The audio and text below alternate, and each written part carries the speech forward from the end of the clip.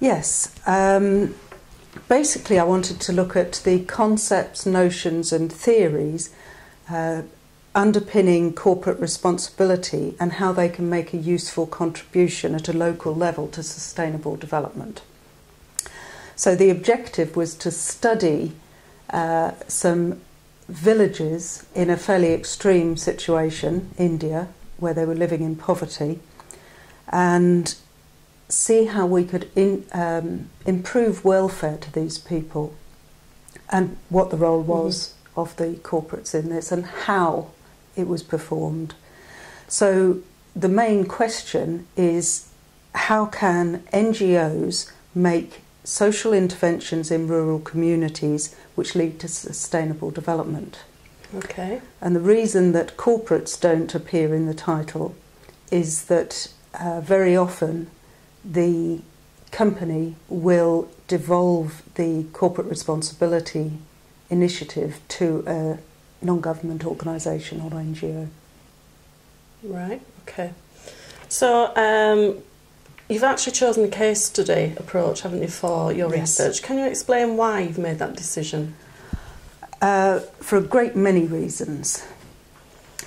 Firstly, the case study being an umbrella methodology suited the context and nature of the research I needed to do. In the Indian communities, many of the women are illiterate, and so an open or semi-structured interview was going to prove very difficult in a foreign language. So I needed to form some form of fairly structured interview for them, but with the NGOs and the company I could have semi-structured interviews or open interviews. But then I also needed to take into account the context of everyone involved. So I felt to really integrate myself with what I was seeing, I needed to actually live within the community for a short period. Now, it's not true ethnography I'm using, it's really participant as observer, but it's over fairly extended periods, sort of 4 to 6 weeks at a time. So there's an ethnographic type approach taken to give me observer-participant abilities as well. And with the structured interviews, to get some uniformity with these women who I couldn't have a conversation with except through an interpreter, I used some Likert scales to get a measure of certain aspects of their empowerment. And the case study really allows me to take all of these approaches. I also didn't want to rely on my memory totally, so I took a lot of photographs and video footage with their permission to help with the analysis and also to remind me of the context and the truly lived experience that they were going through. So when you talk about the Likert scales that you used, can you give me an example of what you were trying to measure? Things like trust, how much groups and relationships had formed in a community, the use of networks and norms, things of that nature.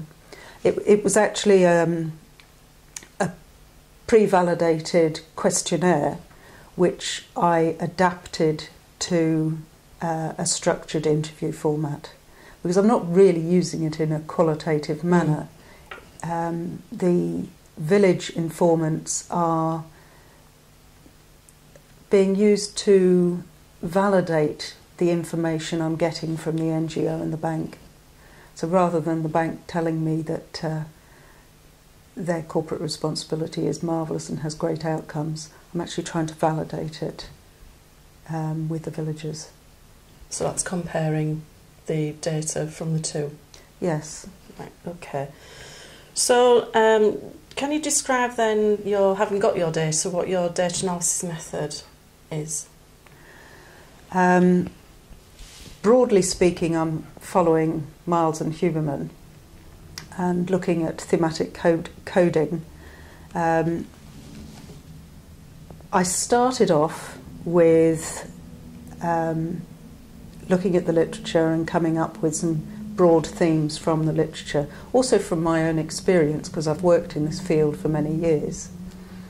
And then when I was in the field, using a more grounded type approach and seeing what came out of the data. And then each time I went to the field, I would come back and then research more in the literature. So it was a very iterative process between the literature and the data as to how I analysed and developed the themes and codes. Can you give me an example of that? Well, right at the pilot stage, I was reading extensively about corporate responsibility. I then went over to India and was speaking with many top businessmen. I got an introduction through the Confederation of Indian Industry. And I was talking about these concepts in an Indian context to them. And some of them fitted, but some of them needed to be adapted slightly. And their take on how we saw the issues involved just changing the coding slightly. For example, we talk about 3 Ps, public-private partnerships. They don't, they talk about 4 Ps, public, private and people partnerships. So that was an adaptation that I made at the very beginning to the coding. Right, so what did you do with that? So how did you actually do it? It changed my own mindset as to how I had to think about the whole code of partnership. Right. It added a whole new element into it that the more Western-based literature hadn't drawn out at all. And this, as I say, was at the very pilot stage before I'd even started collecting real data on my actual case studies. And of course it happened later as well. So for your data, just to slightly go back, did you transcribe all your interviews? Did you do some transcribing to do the coding from it? Absolutely, yes. The only ones I didn't transcribe were because they were in Marathi and I had to get a translator to translate them first. Right. But then I went through with my interpreter to make sure that what he had translated was the same as her recollection of what had been said, and we had the tapes there as well. I went through and retranscribed. Very few changes had to be made, but some. So did you use any software to help you with your coding? I used Atlas.ti and Excel and the old manual methods as well.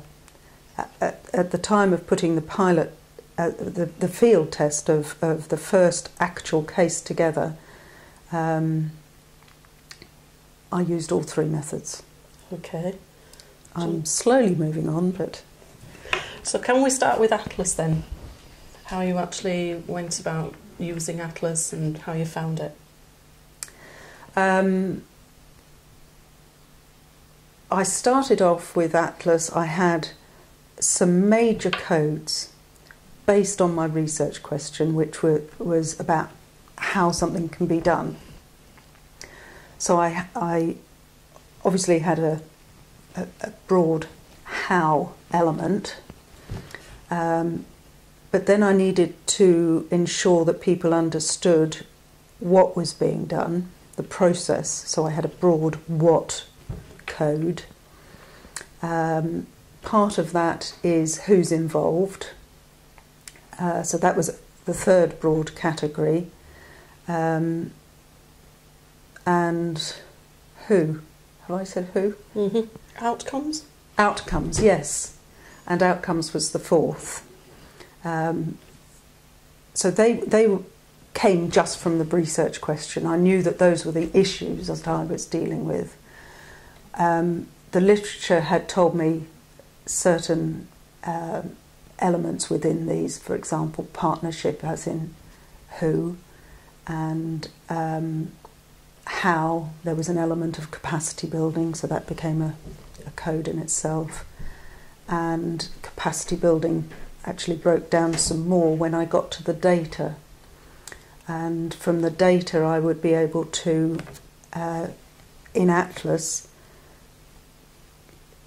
code in the more grounded way that Atlas works from the data and allocate codes. So I hadn't come up with all my codes. I'd just come up with half a dozen or so broad ones from the research question and about 20 from the literature. And I kept them as broad and generic as possible. Went through just the pilot case to start with and did a broad coding through Atlas on all of the transcripts, all of the secondary data that had been provided to me.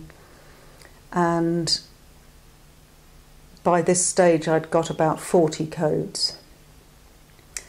And I started playing around with some of the other features in Atlas, with networks and links and relationships, and was getting massive pictures of quotes all over the screen, and started getting a bit frightened by all of this. So at that stage, my purpose was to see if I could take the pilot case study through as if it was a full thesis, and produce in effect a mini thesis. That's when I switched to Excel. Right. And I did a cut and paste job of some of the, or all of the quotes into an Excel document, split up by the codes and the document numbers, and then manually did cut them up and play with them across a king-size bed.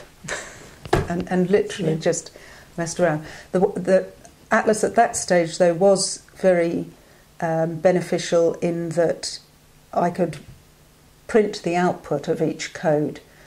And so a lot of the paper production was able to be done in a uniform manner, and I could split it between which stakeholders said a particular, whatever it was, the list of quotes from one stakeholder on a code compared to the list of quotes from a different stakeholder, because I had three main stakeholders. And so I could print those as outputs very easily from Atlas and play with those mixed in with my Excel. But at that stage I found it really quite daunting using it, Atlas, because I'd had very little training. And so it's easy just to revert to what you know works. Just to slightly go back, is it possible, we've talked about, when you was talking about choosing the codes, and we came up with what, how, outcomes, and you came up with a fourth one then. Who. Can you off the top of your head give me an example of how the four connect together? If you had to pick the code and use them. So what would a what be, what would a how be, what would a who be, and what would an outcome possibly be? Okay. A what, for example, the NGO would spend a great deal of time working with the community before they even entered into a project. But from the bank stakeholder, they only got involved at the commencement of a project. So you would have commencement of involvement as an issue within what, and a very different perspective taken from the bank compared to the NGO and the end user, the villager. Obviously they were involved at the same time as the NGO. Who again, the village and the NGO would be very similar. It involved everyone, whereas with the bank it was just a very small number of employees within a massive corporation. Although they had a second element, which was employee volunteering. So the NGO and the villager had a very all-encompassing, everyone must be involved, whereas the bank looked at it completely differently. Actually, involvement in the project was split into two things. One was the administrative side, which was their small number of employees dealing with the issue, and secondly was their employee volunteers who would trot along to a project once in a while. So they had two different levels of involvement.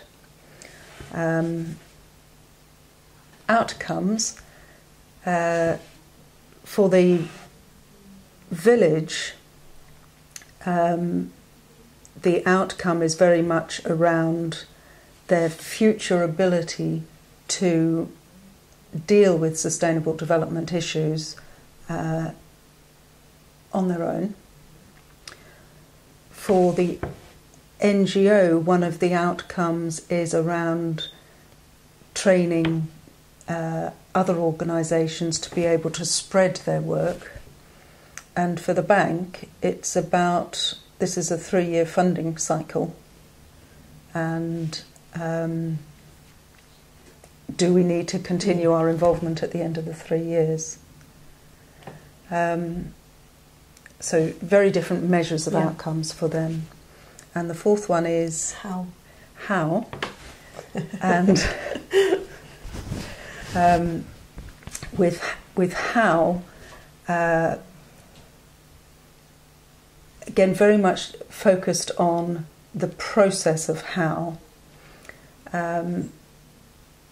and capacity building is a massive issue, and there's a strong linkage here between how and what for the NGO, what they do and how they do it. And I'm in the process of drawing out the differences between the practicalities of how and what they do and the philosophies and values of how and what they do. And there seems to be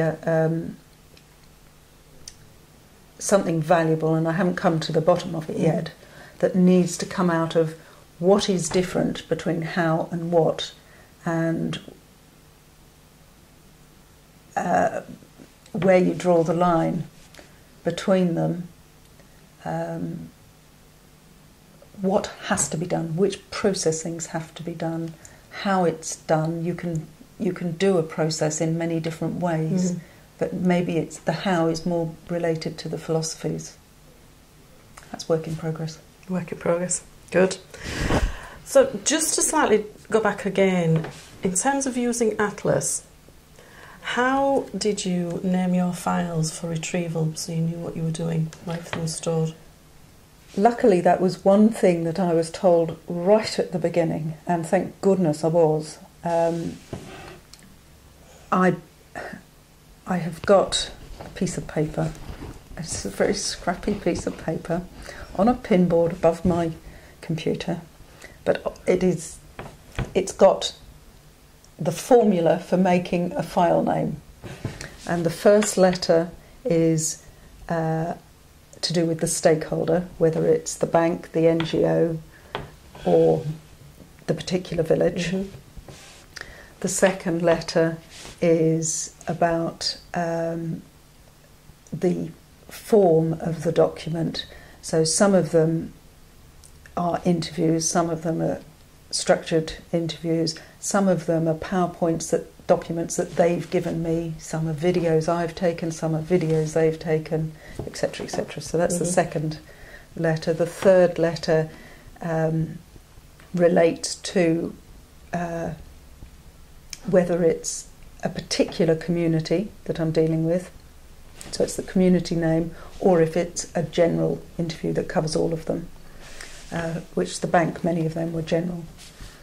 The next letter relates to whether it's a transcript or an original, and then an identifier so that I know who it was that I was interviewing.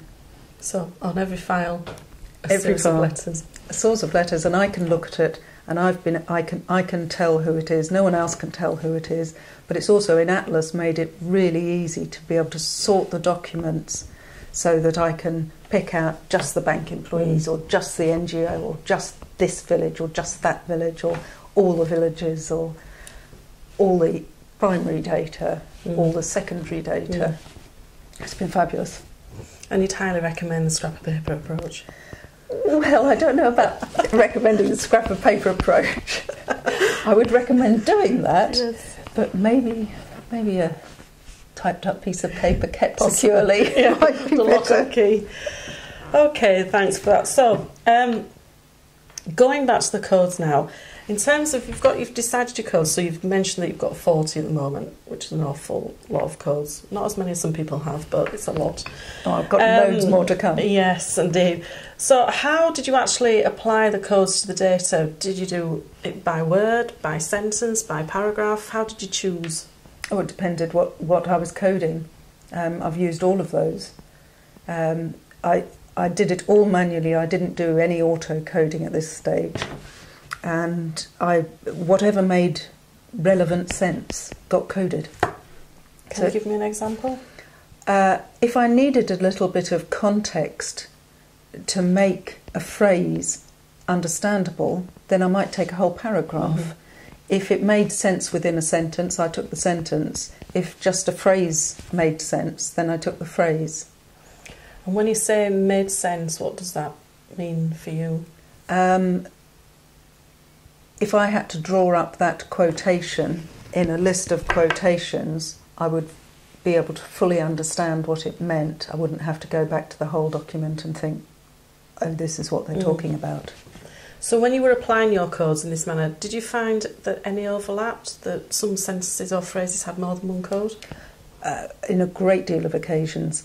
There was a lot of overlap, and also I made a deliberate overlap in that in sustainable development and corporate responsibility there are three categories broadly. One is economic, one is environmental, and one is social. And so every sort of subcode that involved environmental would go in the general environmental as well. Every economic subcode would also go in the economic general code. So when you say subcode?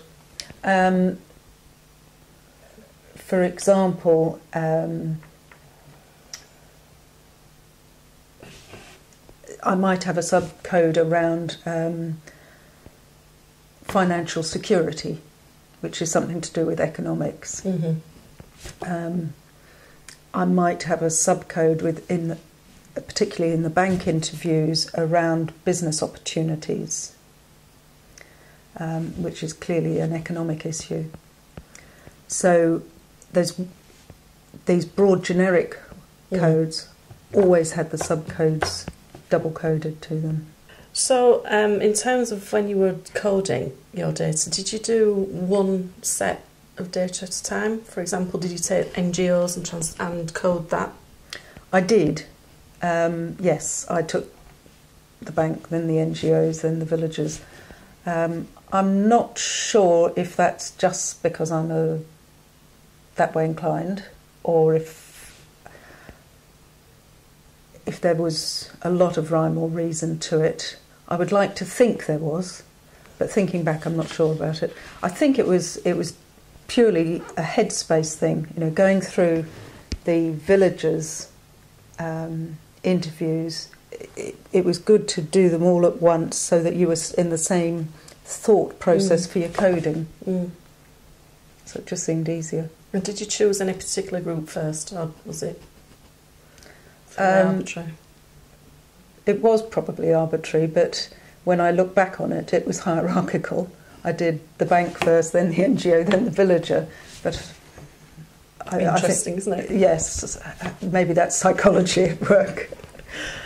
So you've got your first initial coding attempt. How did that work for you? Was it difficult? Did it come with some surprises? Yes. One thing I had to be very careful of was I am trying to establish the perceptions of the stakeholders. And so there is a strong element in the methodology where I have to look at, am I interpreting what they're saying? Of course, there is always an element of that, but I am trying to